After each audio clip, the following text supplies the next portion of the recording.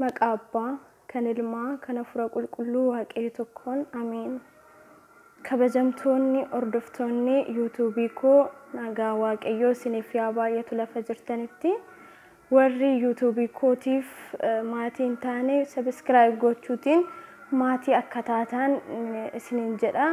Akkasuma YouTube'ii kanaan faarfannaawwan haarawaa fi faarfannaawwan yeroo dheeraa lakkoofsisan hunduma isaa yeroodhaan gad isinii lakkisa. Akkasuma immoo barumsa hafuuraa fi sagantaaleewwan hafuuraa dhimma mana amantaa Ortodoksii Tawaahidoo ilaallatu kamiyyuu karaa kanaanan isiniif gadhiisa jechaadha. YouTube'ii kanarraa chaanaalii kiyyarraa kan argattan wantoota hafuuraa yookiin wantoota mana amantaa Ortodoksii Tawaahidoo ilaallatuu fi ergaawwan ariifachiisaa ta'an odeeffannoowwan barbaachisoo ta'an yerootiin isin biraan ga'uun yaala. Waaqayyoo fedhaaf eeyyama isaa yoo ta'e egaan har'a kaayyoon ani dhufee fi kaayyoo tokkodha jechuudha. Innis kaayyoo mana amantaa Ortodoksii Tawaahidoo seeraa fi sirna mana amantaa Ortodoksii Tawaahidoo beekee osoo hin ta'in amma muraasa tokko wajjiniin dubbanna jedhee tanani. Egaan innis maalidha?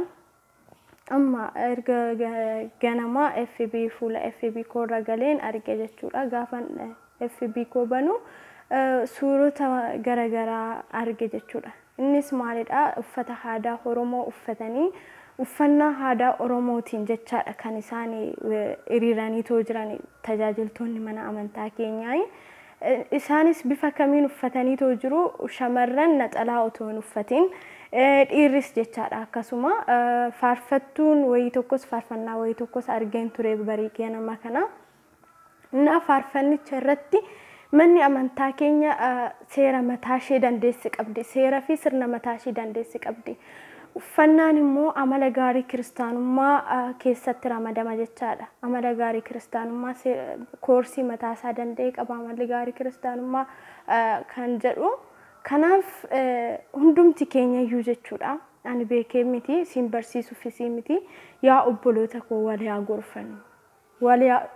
Walaa gorfannu, walaa deeffannu. Amma beeknu wal tuffachuu kan jedhamu gonkumaa of keessaa balleessa. Ana wanna barbaadan naan jechuu dandeessu, na arrabsuus dandeessu, na kabajuus dandeessu, waanuma barbaadan naan jedha. Garuu ana wanta natti dhagahame, wanta keessa kootti natti dhagahame dubbachuun dirqama waan irra jiraatuuf nan dubbadha jechuudha. Innis maalidha? Hundumtuu lammiin kamiyyuu afaan isaatiin barachuu barbaada. Lammiin kamiyyuu afaan isaatiin otoo barate baay'ee itti gammada jechuudha. Nutis akkasuma ijoolleen Oromoo kan taane afaan keenyan barachuu qabna, afaan keenyan barsiisuu qabna, afaan keenyan tajaajiluu qabna. Waaqayyo garuu afaanuma kamiiniyyuu yoo tajaajille hundumtiyyuu tokkuma jechuudha. Waaqayyo biratti hundumtiyyuu galataaf. Afaan Oromootiin isaa faarfannu, Amaariffaan isaa faarfannu. Afaan Oromootiin isaa barsiisnu, afaan Amaariffaatiin isaa barsiisnu. Qiddaaseen Oromoodhaan isaa ta'u, Amaariffaan isaa ta'u. Hundumtuu maalidhaaf galataaf jechaadha. Garuu namni akka hubatuuf afaan isaatiin barsiisuun, afaan isaatiin barachuun barbaachisaadha. Gaariidha kuni. Waanuma jirus. Okay, ani Oromoodha. Amantaan koo Ortodoksii Tawaahidoodha. Garuu kan na fayyisu Oromummaa koo osoo hin taane Tawaahidoo Ortodoksii ta'uu kootiif mootummaa Waaqayyoo na galcha. Kan na fayyisuu danda'u amantaa kooti. Hunduma keenya iyyuu kan fayyisu amantaa keenya jechaadha. Kanaaf yaa maatii Waaqayyoo, seerri mana amantaa, manni amantaa seera mataa ishee dandeessi qabdi. Maaliif seerri mana amantaa keenya diigama? Maaliifiin uffannaa aadaa Oromoo uffachuun rakkina hin qabu. Garuu uffachuu dandeenya. Garuu manni amantaa Ortodoksii Tawaahidoo meeshaalee itti fayyadamtu qabdi. Meeshaaleen manni amantaa Ortodoksii Tawaahidoo itti fayyadamu sunis hiika mataa isaa kan danda'e qabu. Abbootii keenyarraa sababa itti fayyadamnuuf qabna mana amantaa keessatti. Fakkeenyaaf tsinaatsirii yoo fudhanne, kabaroo yoo fudhanne, maqoomiyaa yoo fudhanne abbaa keenya Yaareedirraa kan nuuf dhufe jechaadha.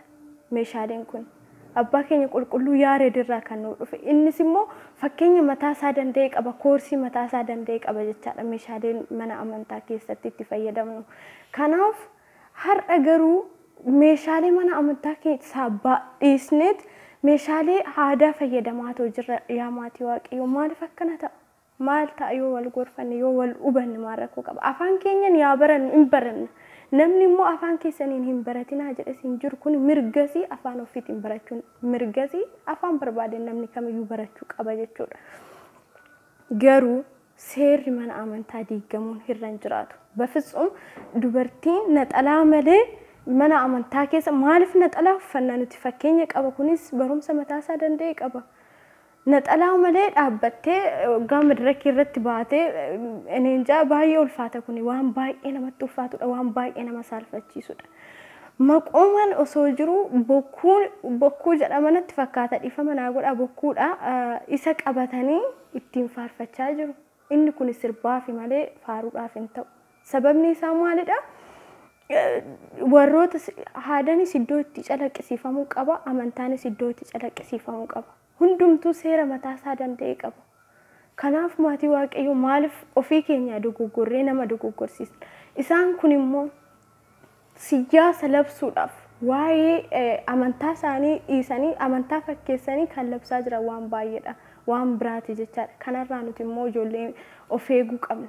Namni waan akkana godheef isaan faana isaan duuka fiiguu hin qabnu. Isa dhugaan isiniin jedhaaf suuraan guyyaa har'aa FB gubbaarratti arge suuraa waa'ee Oromoo meeshaalee aadaa Oromoo ibsuudhaaf itti fayyadamanii uffannaan isaanii jechaadha. Meeshaalee aadaa Oromoo ibsuudhaaf itti fayyadaman fakkaatu malee waa'ee dhuguma dhugaa dubbachuudhaaf waa'ee amantaa waan labsuudhaaf qophaa'anii fakkaatan ijoolleen sun. Faarfannaa isinii akkuma dura isinii kaase faarfannaan guyyaa har'aa dhaggeeffadhee ture.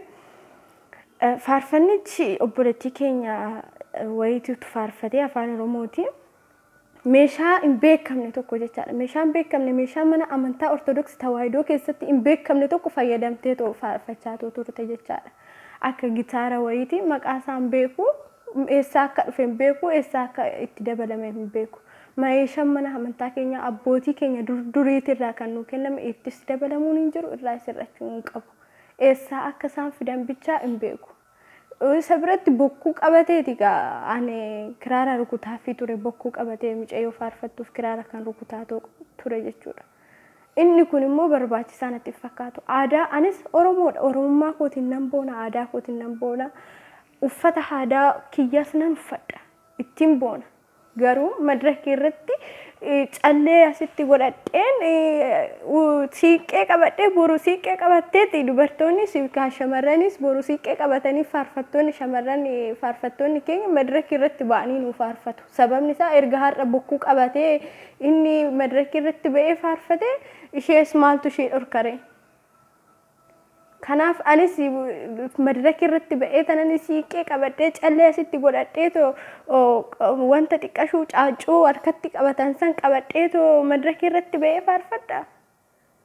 Inni kun Oromoo waa'ee Oromootaan ibsamoo waa'ee Waaqayyootaan ibsa qaba. Nuti Kiristoos isa fannifame labsina. Nuti Kiristoos isa fannifame labsina malee waa'ee amantaa waa'ee aadaa keenyaa miti kan labsuun nurra jiraatu.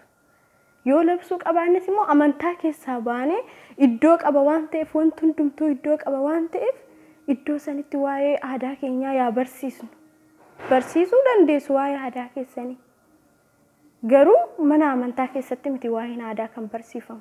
Kanaaf yaa obboloota koo ani isinittiin dheeressu beekes miti wanna barbaadan ilaalcha barbaadan naa laaluu dandeessu.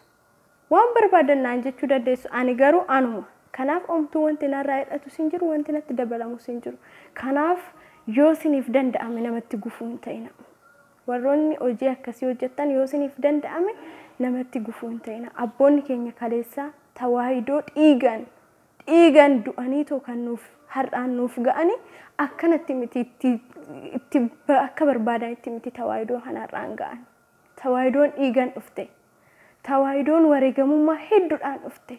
Har'a garuu akkuma barbaannetti waan barbaanne goone akkuma barbaannetti akkuma nutti toletti itti baacna. Inni kun sirrii miti. Kanaaf dhuguma amantaa keessaniif jaalattu taanaan Oromummaa keessanis jaaladha amantaa keessanis jaaladha.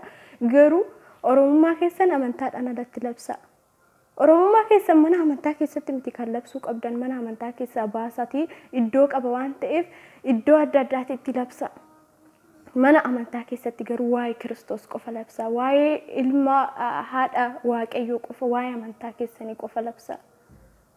Kanaaf baay'ee kun wanta baay'ee nama qaanessuudha. Dhugaa dubbachuudhaaf taanaan waan sirbaaf qophaa'an fakkaatu malee waan tajaajilaaf waan faarfannaadhaaf qophaa'an miti fakkaatan.